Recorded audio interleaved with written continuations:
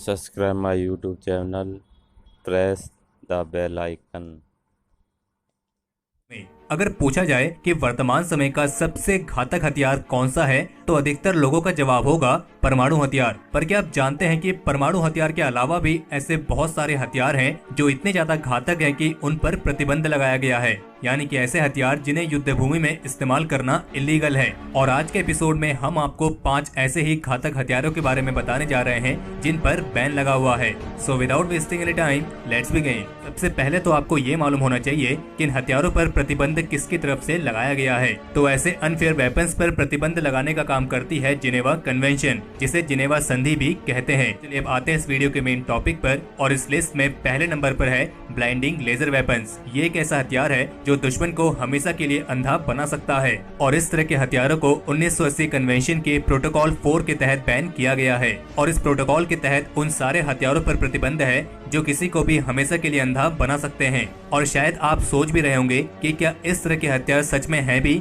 या नहीं। तो सन 2014 में एक रिपोर्ट जारी हुई थी जिसमें मालूम पड़ा था कि यूएसए के पास ऐसे कई सारे लेजर्स हैं जो किसी को भी हमेशा के लिए अंधा बना सकती हैं, पर यूएसए उनका इस्तेमाल इस पर्पस के लिए नहीं करता है। और बाद में यूएस मीडिया ने भी कहा था कि चाइना के पास भी ब्लाइंडिंग लेजर्स जैसी टेक्नोलॉजीज मौजूद हैं। हालांकि आज तक कभी भी इस हथियार को किसी सोल्जर के ऊपर इस्तेमाल नहीं किया गया है। और आपको बता दें कि प्रोटोकॉल के तहत केवल वही लेजर वेपन बैन है जो कि किसी को परमानेंटली ब्लाइंड करे। तो चलिए बढ़ते हैं इस लिस्ट के अगले हथियार की तरफ, जो कि है फ्लेम थ्रोअर्स, यानी कि एक ऐसा हथियार जिसे आपने कई सारी मूवीज या फिर पबजी जैसे किसी मोबाइल गेम में जरूर देखा होगा। और इस तरह के हथियारों को इंसेंडरी वेपन कहा जाता है। इंसेंडरी का मतलब हुआ आग लगाने वाला। और अब कन्वेंशन प्रोटोकॉल के तहत युद्ध भूमि में इस तरह के हथियारों का इस्तेमाल बैन है। हालांकि इन पर पूरी तरीके से प्रतिबंध नहीं लगाया गया है, पर ये निर्भर करता है कि आप इसका इस्तेमाल किस इरादे से कर रहे हैं। जैसे कि आप इसका इस्तेमाल किसी घर को जलाने या उस घर के अंदर मौजूद लोगों को जलाने के लिए नहीं कर सकते हैं। और यहाँ तक कि आप इसका इस्तेमाल जंगल या किसी झाड़ी को जलाने के लिए भी नहीं कर सकते हैं। हालांकि आप इसका इस्तेमाल किसी ऐसे मैदान को साफ करने के लिए कर सकते हैं जो कि किसी कॉम्बेटेंट्स या कॉम्बेट से जुड़ा ना हो।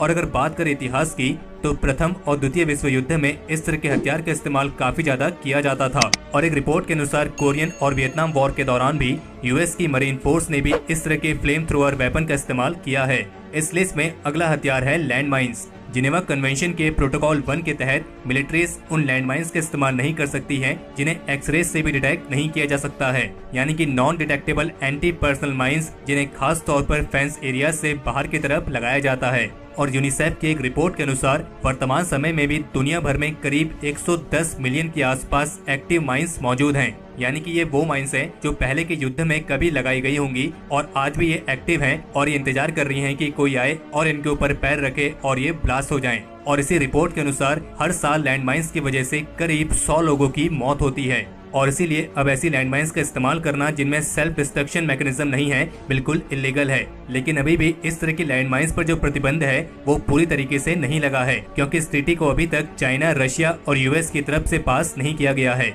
बाकी अगर आप जानना चाहते हैं कि लैंडमाइंस काम कैसे करती जाएगा, तो चलिए बढ़ते हैं इस लिस्ट के चौथे हथियार की तरफ, जो की है स्पाइक पिट्स। ये भले ही सुनने में काफी पुराना लगता है और आपको लगता होगा कि इसका इस्तेमाल बहुत पहले किया जाता था, लेकिन आपको बता दें कि स्पाइक पिट्स का इस्तेमाल वियतनाम वॉर तक भी हुआ है। हालांकि 1979 यानी कि 1979 कन्वेंशन के प्रोटोकॉल 2 के तहत इसका इस्तेमाल पूरी तरीके से बैन कर दिया गया है। इस स्पाइक पिट्स के तहत जमीन पर एक गड्ढा किया जाता है और ये गड्ढे बहुत ही नुकीली चीजों के साथ भरे होते हैं, और फिर बाद में इस गड्ढे को ऊपर से कवर कर दिया जाता है ताकि ये दिखाई ना दे। और जैसे ही कोई इन गड्ढों के ऊपर पैर रखता था, वो सीधे इन गड्ढों में भरी हुई नुकीली चीजों के ऊपर जाकर गिरता था, जिससे उसकी मौत तो नहीं होती थी, लेकिन इससे दर्द बहुत होता था और कई बार इससे इन्फेक्शन फैलने का डर रहता था। और इसका इस्तेमाल खास तौर पर दुश्मन की सेना की रफ्तार को धीरे करने के लिए किया जाता था। और इस लिस्ट का 5वां हथियार है मस्टर्ड गैस। ये एक ऐसा केमिकल है जिसका असर बहुत ही ज्यादा खराब होता है, और इस मस्टर्ड गैस का इस्तेमाल विश्व युद्ध के दौरान काफी ज्यादा किया गया है।